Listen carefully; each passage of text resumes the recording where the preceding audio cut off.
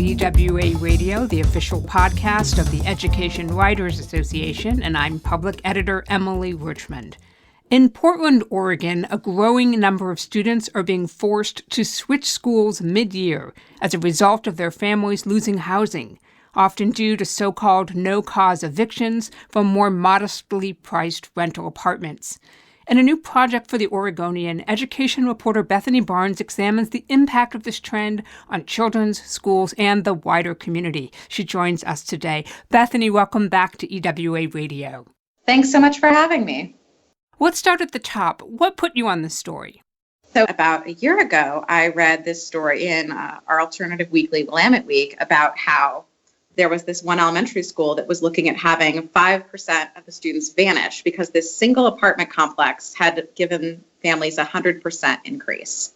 And I thought that was really shocking. And the community thought that was really, really shocking. So much so that the county even was like, these people shouldn't have to move mid-year. It's the school year. It's a crucial time. We'll cover their rent at least through the end of the school year. And so the county made this very unusual gesture. And then I got put on that story not because people saw it as an education story, but because the City Hall reporter was out that day. I was really interested because these are my people. This is a school. And the person I talked to at the county said, I've worked in housing issues for a long time and things keep getting worse. And I think this is really indicative of something horrible about our city. And we're doing this one time, but we can't do it every time. And then I talked to the PTA president at that school and she said, it's really great that everyone cares now. But we lost a lot of kids for the same reason before this.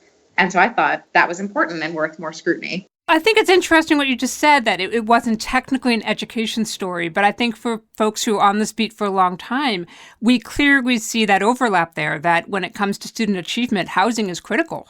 Yeah, definitely. And that's sort of what I thought. And that was sort of my impetus for wanting to do this, is I thought this is really an education story. And I wanted to tell the story in a way that did focus on that because it wasn't really being done. I mean, it was done in this sort of one instance of they were looking at a school. But more broadly, I knew from my sources, this is something people think about and are dealing with. What are some of the pressures here that families are facing when it comes to finding housing that may be unique to Portland? I mean, we look at it as sort of this cool, hip story kind of town where, people make fun of it for the Netflix series or because they think it's quirky or weird, but it's a really desirable place to live. That kind of drove me too. I'm fairly new to Portland and, you hear about what people assume about Portland. The situation in the schools is not perfect. And, there's a much wider array of people in the city than are maybe what you think of with, Portlandia and kind of that reputation. That's one of the things that was really interesting about looking at the numbers on this, because when you actually look at the data, you can see that people could live in a bubble because there are some schools, the whiter, wealthier schools, that are pretty much spared from this issue. And then there are schools that are serving lower income minority students, and they have a much higher rate of churn. And so, even within the city itself on what people are experiencing, if you're in a really stable school, you're just not going to see these issues potentially.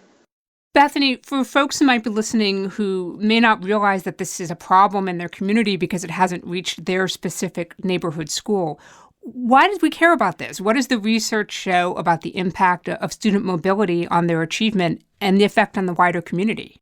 So the research really clearly states that this has an effect on children's educations. It is a setback. Often the number of people come to is you end up 3 months behind when you move. Sometimes people can think about this differently. And I've heard about this from some readers who say, I moved schools and I was fine, or I was in the military and it was fine. But the moves we're talking about here in this story aren't moves that are going to set you up for a success typically. And if you're moving a ton, as the research shows, that compounds your problems and makes it even harder to catch up. With your map that is on the Oregonian's website, you did some great data crunching there, and it really does show this segregation, not just for students of color, but by zip code and economic opportunity. Yes, exactly. And that was really important to me, as I wanted to be able to give readers multiple lenses to view the problem with. And that was part of the impetus for, doing a series, is I was like, if we're going to do this the way it should be done, I want to zoom out and give the 30,000 foot view, but then I want to go really intimate and be like, okay, well, let's look at this from just this one fourth grade classroom. Well, that did feel really intentional in your project. And I was interested in how you did, as you say, sort of zoom in on these individual students and families with some really deep, rich profiles, with videos, with interviews with the kids and with their parents.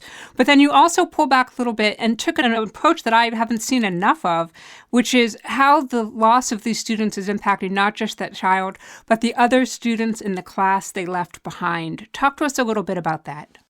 I thought that was really important to talk about, not just because it is sort of the experience, but the research tells us that too. I mean, one of the studies I cited is you look in these high turn schools, it's setting back not only the students that are moving, but the students that are in class with them. And if you remember being in school, you do a lot of group projects, you have those bonds. And I talked to several kids who would tell me these heartbreaking stories about the last time seeing their best friend and how they just had not talked to them since they've been in school. And they don't even live that far. But I mean, that is just a permanent severance and they're in the same city. Well, what I thought really came through in your series is how important reliable transportation is for these families. And that would seem to be an area where there could be better coordination. I mean, if you have a mom who's in a car 2-3 hours a day trying to get a kid back and forth to school safely, you would hope somebody would be able to step up and make that a little easier on her. Yeah, I think the transportation issues are really hard, and I think they can be really worrisome for teachers. I talked to, that fourth grade teacher, Adela Reynolds, was talking about how she would have a fourth grade kid who they wanted to keep him in the school because they know that's good for the kid, but he'd moved and he was doing, I think she said, a 1-hour bus ride, and he's a fourth grader. And so she told me, every day he would come into class, usually late, I'd be just so grateful he was alive and I'd worry about him a lot. So I think there's a lot with transportation that people could be thinking about, or at least it's certainly an area of tension for the schools and the families. Or Adela Reynolds really, I think, encapsulates the struggle these teachers are feeling to make a bond with these children the moment they come into their classroom, whether it's on the first day of school or in one case on a Wednesday in the middle of the school year. What did you learn from being in her classroom? What did you see? Her class was so interesting, and it was such a classic reporting experience, I think, with her, where I had been asking around and kind of going into schools, and I was targeting places because I already had the data, so I knew which was feeling the churn and where I should be asking. And so I got directed to her as a teacher who'd been there a while and would be knowledgeable. And I go to meet her, and the first thing she does is she's apologizing just furiously to me because she's like, I'm so sorry you're here. I have nothing to tell you. I'm certain I'm wasting your time on an issue that's so important, which is mind-blowing to me because I'm definitely, if anyone's wasting someone's time, I'm definitely wasting her time. And then she's typed up notes for the interview, and then she launches into this story that ends up being the lead on that story where she's featured about having a girl in her class who was brand new. So it's like the new kid, and then she doesn't know her that well. And then she bursts into tears and she's like, what's wrong? And she says, we're living in an Airbnb and I think we're going to have to move again. To her, she wasn't sure if that was interesting because it's so normal to her and so routine. And then I ended up getting to spend, some significant time in the class, which was great because by going there, you get all these details about how you have to catch the kids up and kind of the emotions there, and are reminded kind of what the stakes of fourth grade are on trying to grasp how to be a person in the world and then how to learn these concepts. We're talking with the Oregonian's Bethany Barnes about her reporting on the impact of evictions on student achievements in Portland's public schools. Don't miss an episode of EWA Radio. You never have to. You can find us on your favorite podcast app. And don't forget to take a moment to rate us on iTunes. Your support and feedback will help us grow. We want to mention that Bethany's series was produced with support from the University of Southern California's Annenberg Center for Health Journalism. You went to another city that's popular with hipsters, but also has schools sharing the pain of high rents on working-class families, and that's Austin, Texas. What did you learn there? I knew from the beginning that I wanted to go to another community, and my requirement was just that they were looking at this issue and thinking about it in a way that Portland wasn't.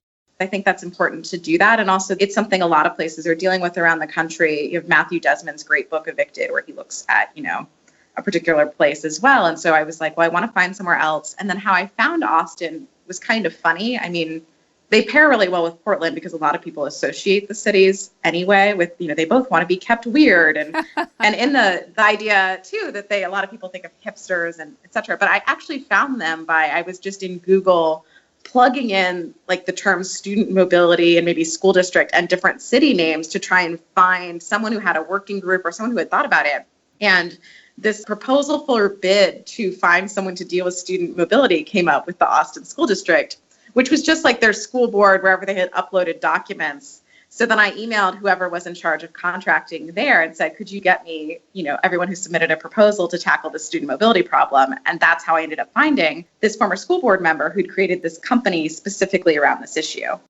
Well, what's pretty incredible is you got the time to go and do this project. And I'm curious, what kind of advice you might have for reporters who may be looking at student mobility issues who may not have, let's be honest, the luxury of a fellowship to do this kind of intensive digging. What would you suggest to them where they could maybe start in a more manageable size story? I think there's a lot of ways to start and a lot of ways that you can illuminate these issues.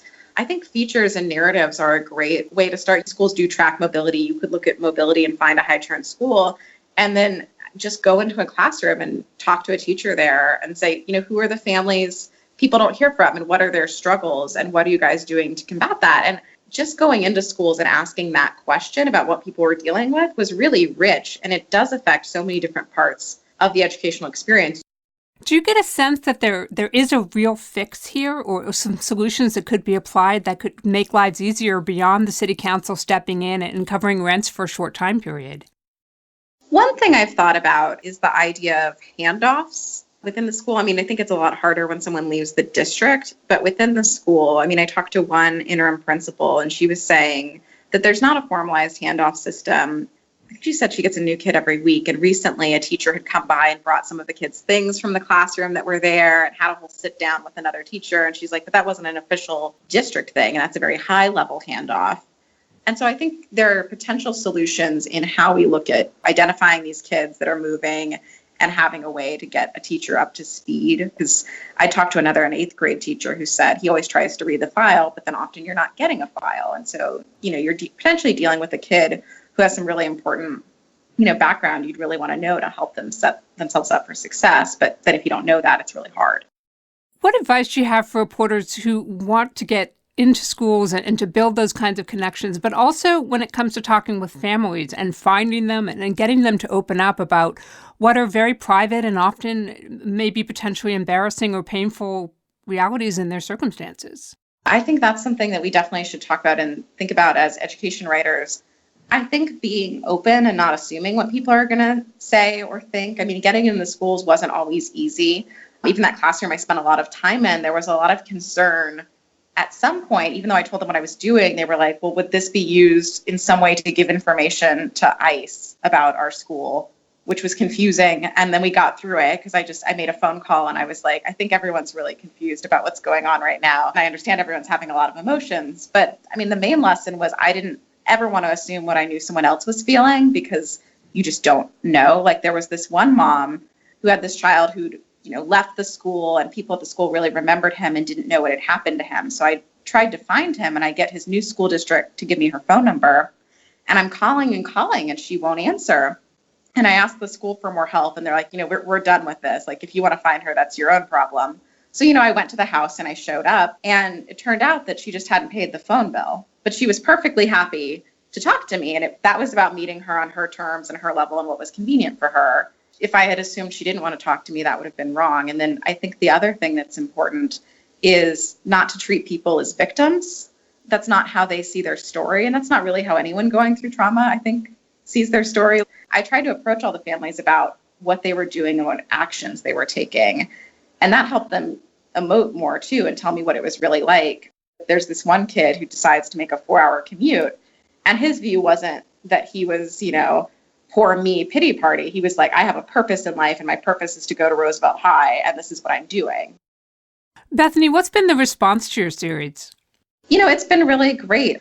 I've heard a lot of great things from educators who feel like something that they were experiencing has been given attention. I've heard from different lawmakers as well who've liked the series. We had one representative reach out and ask for a copy of one of the photos in the story. And it's this photo where it's this children's bedroom that they've abandoned, sleep with their mother now because there's mold on the side of it. And in the center of the photo is some art in the kids' room. And it says, "You got this." And it's sad because the photography, it's like, "You've got this," but really you don't. And so this lawmaker wanted a copy of that because she said, "I want to hang it in my office to remind her why this issue was important and the people involved in it." That was my goal with the story, was to say, when we talk about these things, there are real people involved and this is what it's like to be them and what their lives are like. Bethany Barnes covers Portland's public schools for the Oregonian, and she joined us from her office there. Bethany, thanks for making time for EWA Radio. Thanks so much for having me. And thank you, everybody. That wraps up another episode for us. The mission of the Education Writers Association is to strengthen the community of education journalists and improve the quality of education coverage. For more than 70 years, EWA has helped reporters get the story right. Have a great week, and thanks for listening.